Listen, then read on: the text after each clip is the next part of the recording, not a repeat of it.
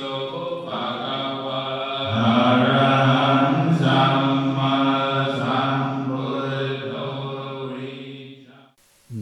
โมตัสสะภะคะวะโตอะระหะโตสัมมาสัมพุทธัสสะนะโมตัสสะภะคะวะโตอะระหะโตสัมมาสัมพุทธัสสะนะโมตัสสะภะคะวะโตอะระหะโตสัมมาสัมพุทธัสสะพุทธังธัมมังสังฆังนัมมัสสามิ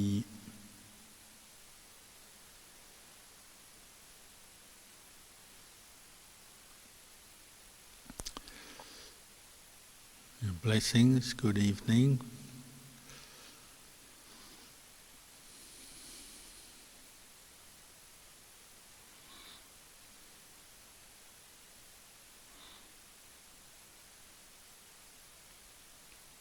There was one time I heard a talk from Ajahn Mahabua, one of our teachers, and somebody had asked him what they should bring back home with them from the monastery when they visit the monastery. Some people go to temples, monasteries, and they want something to take home, like a gift. So they want a Dhamma book, or some people want little medallions, images of a teacher or the Buddha. Some people want Sila thread, the blessed string. Some people want different kinds of blessings and so on. And he just said, you should take Buddha back with you when you go home. Buddha means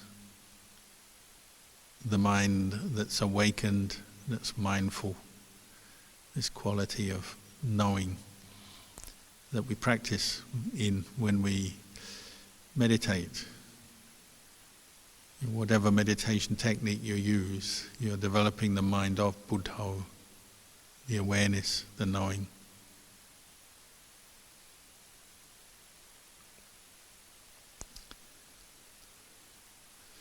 He actually said you should take a carload of Buddha back home with you.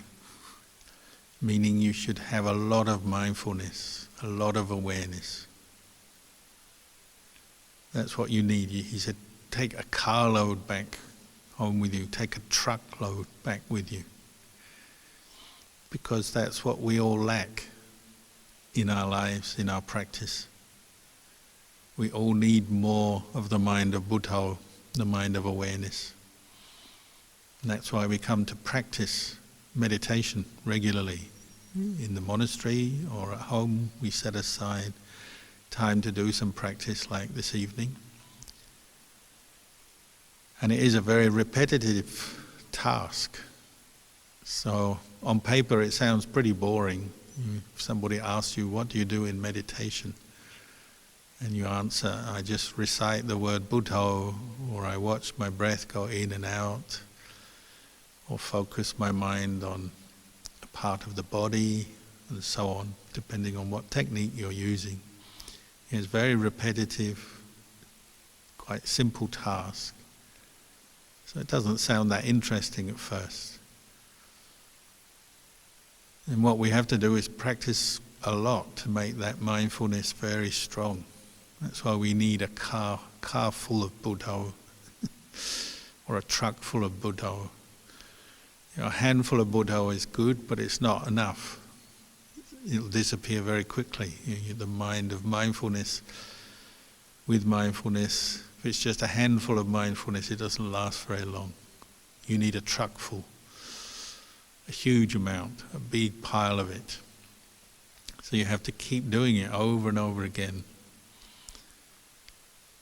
So anybody who's practiced meditation for a few years will have hopefully spent time bringing up the mind of Buddha, or mindfully knowing the breath going in and out so many times they couldn't possibly remember how many moments of mindfulness they've experienced over those few years or many years. Hopefully they've done it lots and lots, so it's just all merged into the background so many times you couldn't possibly count or remember. We have to practice mindfulness in our meditation frequently, often, and it is repetitive, so it can be very frustrating. What can be more frustrating than training the human mind? That's because we've sent it out to get lost in the world, in our thoughts and moods and all the sense impressions of the world so many times over our lifetime that we have to redress that or counter that by bringing up mindfulness, because we're so used to being not mindful. And we see that when we come to meditate, how easily it is for us to forget the breath. You see in just 5 minutes of meditation how easily your mind forgets its object, how little Buddha we have in the mind. So we have to keep practicing.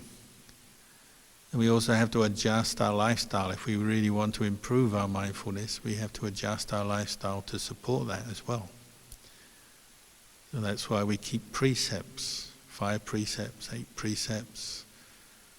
That's why we practice dana, because dana involves letting go. And that letting go helps the mind of Buddha, the mind of mindfulness to come up. That's why we listen to Dhamma regularly, because it makes us more mindful. We listen to Dhamma talks on Zoom or other media, YouTube or whatever, or we go to the monastery regularly to listen to the Dhamma, and often the Dhamma we hear is quite repetitive as well. You hear many themes, ideas, stories, explanations, similes that we've heard before. But that doesn't matter, because a lot of the Dhamma teaching we hear is just reminding us what to do, why we should practice, how to practice, what to do. And if you read the suttas, the Buddhist texts, there's a lot of repetition in the way the Buddha taught. He's going over the same old themes time after time, but just changing things slightly, approaching it from a different angle, emphasizing one thing more than another on one occasion perhaps.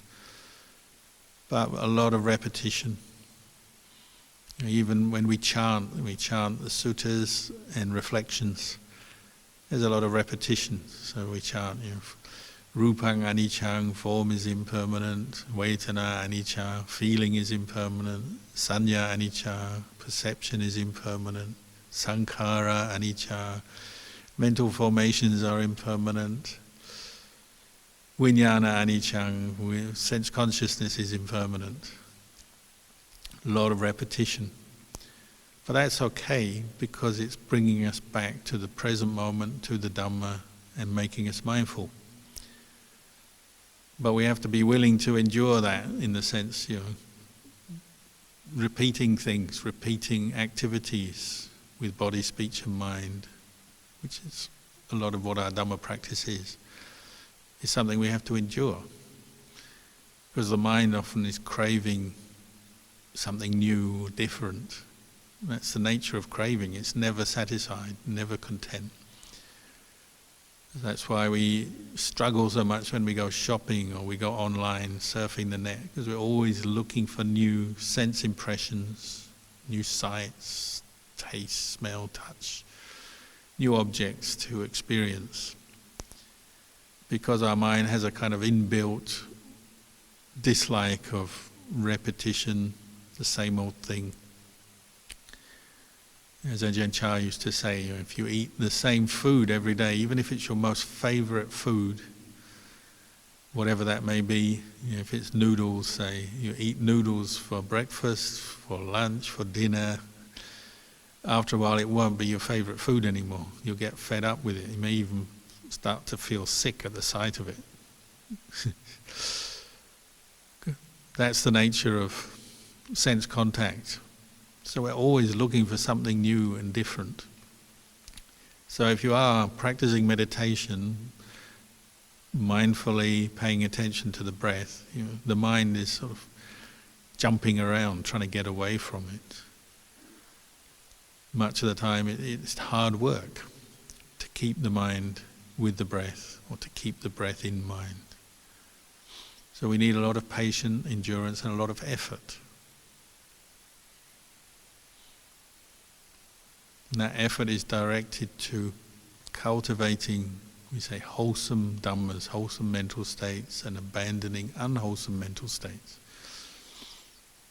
That practice in itself is repetitive, isn't it? Because our mind regularly drops back into distraction. Say, as you're meditating, in a session of meditation, you meditate for 20 minutes or half an hour, you might find that the mind keeps dropping back to thoughts about things you like, you want, thoughts about the future, your plans to get things, achieve things, have things, experience new things in the future. Or sometimes dropping back to the past, memories, things you've had in the past, pleasant experiences that you want to regain and wish they lasted a bit longer, or unpleasant experiences you want to get rid of and never have to have again. In the course of a meditation session, your mind is constantly dropping away from the present moment, looking for distraction, looking for new things to imagine, to create with the mind. That's one of the challenges, is dealing with that. We all know what that's like. We say, our mind is all over the place. My mind is thinking so much. But it's interesting, isn't it? What you do repetitively over and over again can actually bring you to peace. So if you keep putting mindfulness on the breath, for example, after a while, maybe the mind does settle down and the distractions fade a little bit because of that effort you're putting into keep the breath in mind, remember the breath, let go of everything else. Body and mind start to feel a little bit more relaxed, more content, more comfortable within themselves. And your mind doesn't need so much to stimulate it. It doesn't need to run around thinking so many thoughts. And the body becomes a little bit more used to the posture, so then there's less pain. Or if you have some pain, it doesn't bother you so much after a while. And then you have this strange new revelation that by just repeatedly putting attention on the breath, your mind actually calms down. And you might experience some piti and sukha, rapture and happiness, because of that repetitive action of just paying attention to the breath, one moment after another after another. So that very task that seemed a bit boring and frustrating at first can actually become something that's enjoyable. That is one part of meditation, is the enjoyment of the mind settling down on its object.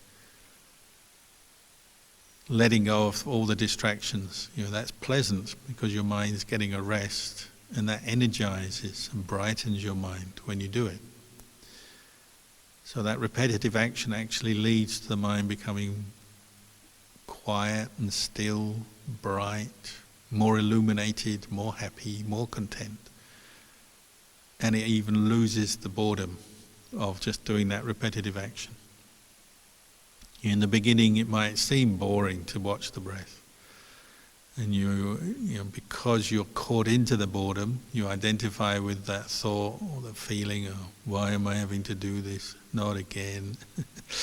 Whatever way your boredom expresses itself, those words and sentences that come up in your mind, feelings, maybe some unpleasant feelings you're noticing in your body, so your mind dwells on them and doesn't feel very happy. At first, the mind reacts with boredom and it's not pleasant. And we're like a little kid and we say, are we there yet? Just like when you go on a long journey when you're a kid, are we there yet? Are we there yet? We're not satisfied. And that's why you need to persist. Have the patience, bring up the effort, keep doing it. And you need the quality of effort. Because sometimes because we're bored or we're just not very strong in our mind, perhaps our faith or intention is not yet strong. Sometimes we're just kind of filling in the time, ticking the box, like in those jobs in the old days, like when I was a kid, when I got a temporary job, you go into the work and you have your time sheet, your time card, and you click it into a little machine so that the boss knows you've arrived. And then you click out when you're at the end of the day, so they know how many hours you were on the site, on the premises, and they can adjust your pay. But when you're in the job, on site, in the factory or the office or wherever, the actual quality of the work, the machine can't measure. They were just measuring you according to time spent on the premises. And meditation can get like that. You do it in a perfunctory way or a casual way. So if you're sitting meditation, you're just sitting there, waiting for the bell, waiting for the time to pass. There's some other reasons, you're doing it because you think it's a good idea, but your heart's not really in it. So you're just doing it, sitting there, letting the time pass. Or maybe you're doing it to impress someone else. Maybe you're sitting with someone else or some other people and you just want to impress them that you can do it. So you're sitting there, but you're not really putting your attention on the breath. You're just passing the time. Or maybe you're doing it to impress yourself so that at the end of the session you can say, well, I did my meditation. But during the meditation, you were bored, restless, distracted, so you didn't really try very hard. So that's another hurdle we have to get over. As you practice meditation, you have to look at the quality of your effort. You really look at the mind as you're doing it. You really need to assess yourself. And that's this quality of sampajanya that I was mentioning earlier during the meditation. Mindfulness is keeping the breath in mind, remembering the breath. Sampajanya is knowing what you're doing, why, and knowing the quality of your effort as you're doing it. So from time to time, sometimes you have to check yourself, assess yourself, self-assessment. You can't wait for someone else to do it for you. It'd be nice if we had the Buddha sitting here with us, or Ajahn Chah sitting here with us, and he can read our mind and he knows what we're thinking and how hard we're trying in our meditation. But he's not. We have to do it for ourselves, and that's where we have to train in sampajanya. So from time to time you have to pause and ask yourself, what am I really doing here in my meditation? How clear am I? Am I really with the breath or not? Am I with the in-breath? Am I at that moment when the in-breath turns to the out-breath? Am I with the out-breath? At that moment when the out-breath turns to the in-breath, am I really there, or am I just pretending? Sometimes we're pretending, aren't we? We're just trying to sort of convince ourselves we're meditating, but the quality of effort is not there. And we don't really know what's happening, whether the breath is going in, going out, or maybe the mind is just wandering. Especially, often this is a problem that comes up for people who meditate regularly, because they got used to the sitting or the walking meditation posture or the sitting posture. They know the basic instructions, they know what they're doing, but still, because the mind is used to it, it starts to wander as they meditate. And so they, from time to time, casually glance at the breath, casually know the breath, but most of the time the mind is thinking about completely unrelated stuff. Thoughts come up and we start planning where we're going to go, what we're going to do, what we like, what we want, what we don't like, what we don't want. And off the mind goes following the imagination for half the time of the meditation, or maybe for the whole time. And then the bell comes and it's almost like a surprise. And you wake up. You may have been asleep, but quite often it's not you're asleep, but you're just drifting into patterns of thought. And you may even pretend to yourself or convince yourself that you were with the breath, but you weren't. So often that starts as boredom, just kind of can't stay with the breath, can't stick with it, so then the mind starts wandering off, thinking of other things. Sometimes it goes into dullness, so you're kind of in a kind of daze, so you're half aware but not really fully aware. Or sometimes you're just creating stories and imagining and planning and scheming and not really with the breath. So this is what we call the casual meditation, the perfunctory meditation that we've probably all done before and know very well. So we really have to work at it. So sometimes we have to wake ourselves up, like the Zen monks when they get hit on the back with the bamboo stick. You have to wake yourself up, maybe open your eyes a bit more, or ask yourself a question, what am I doing now? Am I really with the breath? Sit up straight, re-establish mindfulness, take a few deep breaths and carry on. And that's just as much a part of the meditation as anything else. Re-establishing awareness, breaking through the daze, the kind of blurry state of mind that we so easily get caught into. And that takes effort. That's why effort is so much a part of meditation. And repetitive effort. So again, that's part of the challenge. Just keep putting attention back on the breath. Keep remembering the breath. Not giving in to the reactions of boredom or aversion to the simple task. But really learning about the breath, getting to know it. And at some point you find the boredom and the aversion and the restlessness starts to fade, and then the breath becomes interesting. That's when these qualities of piti and sukha arise.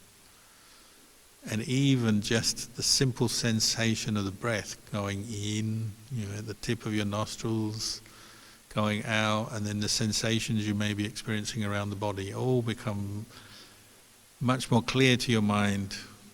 You call it a heightened awareness, or more refined, clearer awareness than normal. And the breath can become interesting. It doesn't matter whether it's coarse, refined, long or short, the breath becomes interesting in itself. And you get energy from that, the mind brightens. And you keep doing it. And that helps you to get through the boredom, the distraction, helps you to deal with the pain that may be coming up in your joints or your limbs. And gives you that sense of timelessness. Suddenly it becomes interesting and you don't worry about watching the clock or wondering when's the bell going to go anymore. The characteristic of rapture, piti and sukha, is that you're not caught into aversion anymore. So at that moment there's no anger or ill will. Even if you have a thought, a memory come up of something that would normally make you feel angry, it doesn't at that moment. Something unpleasant comes into the mind, not a memory or a thought, but it's not bringing up any emotion of anger or ill will, because the piti and the rapture has taken over the mind, as it were. It's arisen as a result of your effort. And that's again another reason why you can keep going, and you start to experience the timelessness of the mind. Maybe you can keep going much longer than you would normally meditate, and sometimes you should try that. You just, if you haven't got any pressure of time, we'll just keep sitting, keep going, really absorb into it. Absorb into the rapture, the lightness of mind, and the breath, however it's manifesting for you at that time. Often people get the light nimitas arising, you're with the breath, and the mind becomes very bright, as if someone's switched a light on. But the main thing you have to do is just keep repeating the exercise, keep putting attention on the breath with the mind of Buddha, or the quality of knowing. And that's why Ajahn Mahabua said you need a truck full of Buddha. You just keep doing it. But it gets easier because piti and sukha, rapture and happiness keep you content with that practice. You're no longer bored, restless, averse, distracted. You're willing to put your efforts into the simple task of repeatedly putting attention on the breath. And you may find the breath becomes very subtle and refined, but you need to keep putting attention there, knowing the in-breath, knowing the out-breath.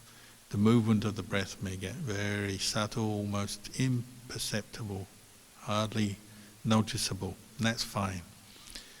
And all the other distractions fade out, so sounds don't really bother you, and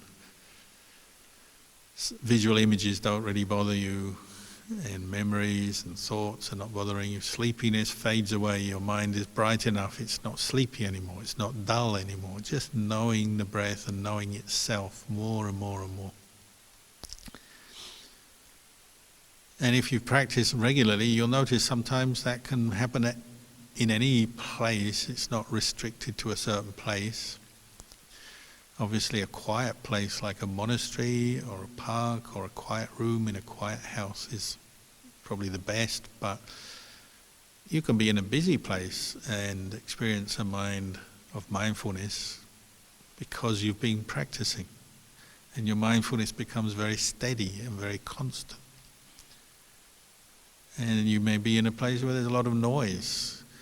I remember all the times I've visited India in the past, where you go to the Bodhi tree in Bodh Gaya, which if you've ever been there, is a very noisy, busy place. You've got lots of people selling things, you've got lots of tourists, lots of Buddhist visitors, people are chanting, people are walking around circumambulating, sometimes there's drums, there's chanting, loud noise. But people often find, because they have faith in the Buddha and they really try in their meditation, they really bring up these moments of mindfulness and join them together, that they enter samadhi and they have a very quiet and still meditation while they're under the Bodhi tree. Or if they're doing it at night, because sometimes people go there and meditate through the night, getting bitten alive by mosquitoes, and every few moments another mosquito bites. But because the effort in mindfulness comes up, those people, they can sit for maybe hours on a hard floor in a cold night with the mosquitoes biting, and they don't bother about all those obstacles because the piti and rapture comes up. So sometimes you have to remind yourself of why we're practicing and the direction we're taking. We do from time to time need the piti and the sukha, the rapture and the bliss of the mind as mindfulness comes up, because that's what we call the food of the mind. As you put effort into your practice, then the piti and sukha comes up from time to time. That keeps you going,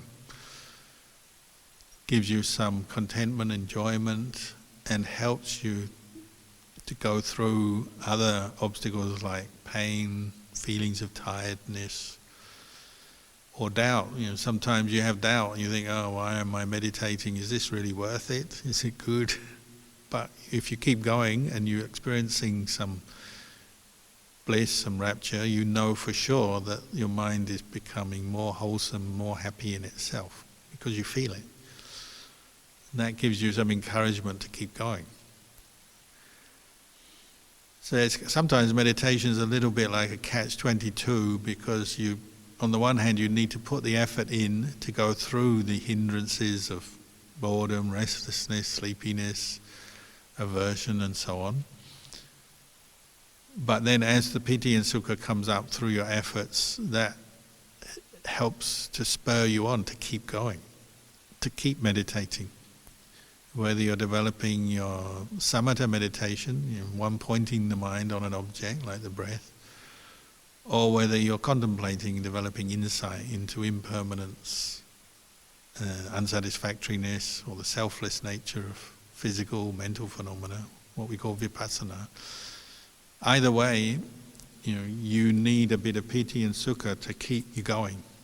You need food to keep walking or working or doing any kind of exercise to give you energy, and similarly you need piti and sukha to give your mind mental energy to keep dealing with the hindrances and to keep contemplating. So we need to keep going, we need to rely on the patience, the effort, and not just this sort of casual effort, but really sustain good effort, good quality effort in our meditation. And then from time to time you'll experience the mind calming down, piti and sukha arise, and then you carry on. People often get caught into the doubt, when the mind is peaceful, should I contemplate? What should I contemplate? And that doubt comes up, and often it takes them out of their samadhi, the piti and sukha fade away, and then they're back to square one. They say, oh, what happened to all that good meditation I was doing? But really what happened was they're caught in a doubt. It's the doubt. What should I contemplate? How should I contemplate? So the Buddha and our teachers like Ajahn Mahabua said you need a truckload of mindfulness. You have to keep the mindfulness. Even when your mind becomes peaceful, settled in meditation, keep the mindfulness practice going. Ajahn Chah used the simile of the water tap. You turn the tap on a little bit and you get a drop of water. You turn it a bit more and those drops of water join up into a little stream of water. You open the tap a bit more, it becomes a more flowing, this flow of the stream becomes stronger, more continuous. And he said this is like the practice of mindfulness. Of course when you begin you're just experiencing moments of mindfulness. And then you have distraction, and then more mindfulness, and then distraction. But if you keep practicing, those moments join up like the water. Just like if you're tipping a kettle of water, first just a little bit of water comes out, but then as you keep tipping it more and more, the stream of water becomes stronger, more powerful.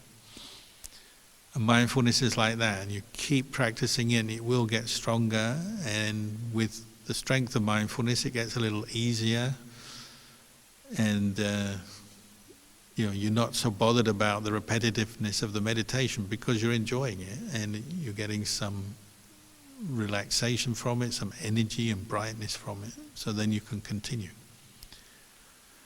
So you have to have that trust and faith in the practice, in the Buddha, the Dhamma, the Sangha. The Buddha wouldn't have taught this if we couldn't practice it. He said, human beings can let go of all their negativity and the hindrances. That's why I teach it. So he taught it because we can do it, but we have to put in that effort, and we have to make our effort really good quality effort, not just the perfunctory filling in the minutes, the hours, ticking the boxes, punching the time card. Some people do that. They say, well, I've done my meditation for the day, now I can go off and do all the other things I want to do. But they didn't really try very hard, and then they go off and do all these other things which distract them even more anyway. Sometimes you have to have that discipline to do your meditation, really put your effort in, and even after the meditation to look after the mind as you go off and meet your friend, go to sleep, have your meal, go to work, do all the things we do. We also have to keep practicing mindfulness as we do these other things, because a lot of the practice is repetitive, and we have to keep coming back to the present moment, to the practice of mindfulness. Otherwise, what happens is the more negative thoughts and emotions, what we call the mental defilements, they also work on the same principle. They gather strength and become stronger because of habit.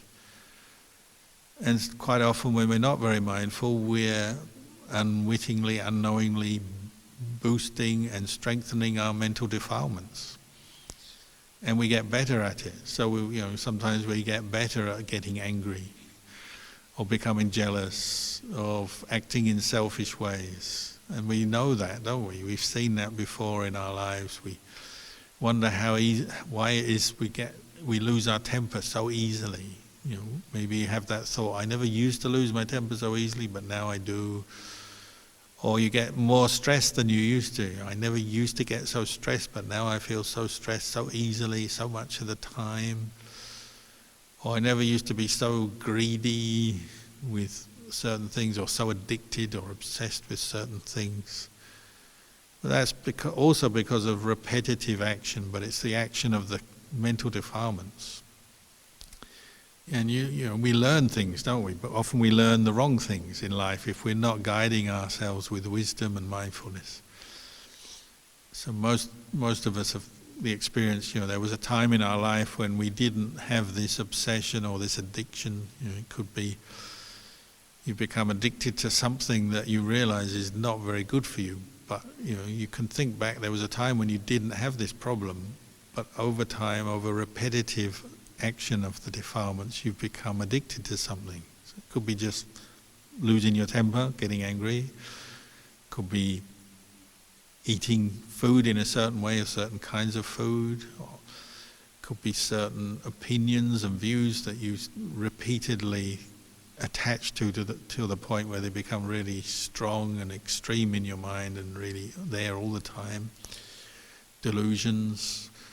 Could be certain kinds of behavior, the way you speak, speech patterns. Say there was a time when you never used to swear and now you swear all the time because you lose your temper or get irritated and you let off steam by swearing or shouting or talking loudly or arguing. Some people become argumentative over time when they never used to be.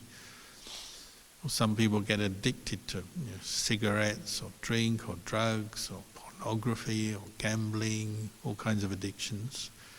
And they've come about through repetitive action. One thing that the Buddha repeated also, but repeated from a place of wisdom through his teachings, is he often talked about the need to see the danger in the things we do that are unwholesome, unskillful, to stop us repeating the same mistakes. So again, that's why we practice mindfulness and develop wisdom and wise reflection, because we often have to see the danger in some bad habits and try our best to give them up, change our habits. Otherwise, you unwittingly, if you don't see the danger in certain kinds of behavior, you just keep doing them over and over again until they just become part of who you are and very difficult to change. I remember when I first went to the monastery in Thailand, I noticed I had a habit of always complaining about things. This is wrong, that's wrong. Complaining about myself, other people, the world, life, the weather, the this, the that. And I wondered, because I started practicing meditation quite intensely in the monastery, I was wondering, where did this habit of complaining come from? But obviously built it up, repeating it over and over again for many years. So I had to work hard to just give up complaining. But it was helpful being in a monastery, because when I was with other monks, I noticed the monks who were practicing well, most of them never complained about anything, even though there was plenty to complain about. The monk's life living in the jungle in Thailand, there's plenty to complain about. The weather can be too hot or too wet. Only eating one meal a day, sometimes you feel hungry, you feel tired, sometimes you get sick, you get fevers and all kinds of different kinds of sickness. Sometimes you get bitten by ants. There's plenty to complain about. But the monks, I noticed, they didn't complain. But then I did, I was new. So I thought, I've got to learn not to do this. And the only way to do it was to start being mindful of my speech habits, speech patterns, and make a determination or a resolution to say, I'm not going to complain, and just teach myself to stop. And sometimes you're halfway through a complaint, you're talking to someone, you're about to complain, or you're complaining already, and you have to stop yourself and say, no, I'm not going to do this. Sometimes you do it in your mind, in your meditation, your mind is complaining, so you do it as a mental action. Sometimes you do it by interrupting your speech habit. And you have to learn, don't you, how to give up a bad habit, and you do it through repetitive practice of mindfulness. Or it could be lying in bed in the morning. Somebody was here yesterday at the monastery saying, how do I get up in the morning? I just want to lie in bed, because in Melbourne at this time of year it's cold, and so it's nice to lie in bed in the morning and just lie and stay there under the doona, under the blankets as long as possible. Even though there's all kinds of things we have to do, the nice thing is just to keep lying there over and over again. That's another habit, isn't it? And if you give into that habit once, it gets easier to do it again and again and again, and so it becomes a fixed habit, an indulgence. And it can be quite troublesome, can't it? You just can't be bothered getting up in the morning. Sometimes it's a sign of depression. You're just really not motivated, not feeling positive about yourself or what you're doing in life. Sometimes it's just an addiction to comfort, the comfort of the bed. So the Buddha encouraged us to reflect on the impermanence of life. This could be your last day. And if you're just lying in bed, indulging in it, you're not doing anything worthwhile or good. You're not using your time the best. Maybe there's many good things you need to do in your day. But if this was your last day of your life, it'd be so sad to waste it. Lying there, not developing your mind, not practicing mindfulness, not helping anybody, not keeping precepts, not listening to Dhamma, but just indulging in lying in bed. That would be a shame. And it gets harder, the more we give into these habits, it gets harder to shake them off. So you have to put effort in. Just as we put effort in our meditation to be mindful of the breath, we have to put effort into getting up in the morning. Another teaching from Ajahn Mahabua, he said, when you give in to your laziness, you're conditioning your mind to give in again and again, it becomes a habit. Then your best friend in life becomes your pillow. And all you want to do is hold on to your pillow, stay with your pillow, look at your pillow. Even just looking at your pillow makes you feel happy because you get excited about the fact that you're about to go to lie down and be with your pillow. It becomes your best friend. We have to do the other. We have to maybe look at our meditation cushion as our best friend now and say, I'm going to get up and meditate. Or our walking path is our best friend. I'm going to go and do my walking meditation. Or my chanting book, or the place where I chant is my best friend and I'm going to do more chanting. Or my Dhamma talks, the Dhamma books or the talks I listen to are my best friend and I'm going to listen to more Dhamma. Or getting up and getting out there and doing more dana, helping people, doing donations or voluntary work and helping out, that becomes your best friend. You have to ask yourself, what is your mind inclining towards or repeating on a daily basis? And if you're repeatedly lying in bed, or you're repeatedly complaining about the world, or arguing with people or indulging in something or other, then that's where you've got to work and you've got to bring up the opposite and see the danger of attachment, the danger of just following habits blindly, unmindfully, because your time is just frittering away, isn't it? Time can just go by so quickly and we have so little to show for ourselves, especially in terms of Dhamma practice. It's so easy to follow the easy way of not making effort, not meditating, not being mindful, just thinking another train of thought, indulging in more fantasies and stories, or sitting there scheming how you hate somebody and you just want to get back at them and hate them and following your aversion, whatever it may be. That's the easy way. The hard way is bringing up effort to bring up the wholesome Dhammas.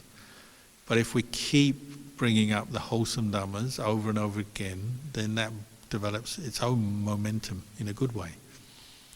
Just as moments of mindfulness bring with them piti and sukha, and eventually the mind calms down in samadhi, keeping precepts gradually trains us in being mindful of our speech, our actions, not to harm ourselves, harm to other people, or exploit other people, hurt other people, take advantage of other people. Just as keeping precepts, we practice over and over again and get good at it, it gets easier and more normal to us. Practicing meditation over and over again gets better, gets easier. And reflecting on Dhamma, investigating the Dhamma gets easier the more you do it. Listening to Dhamma, reflecting on it, gets easier through repetition.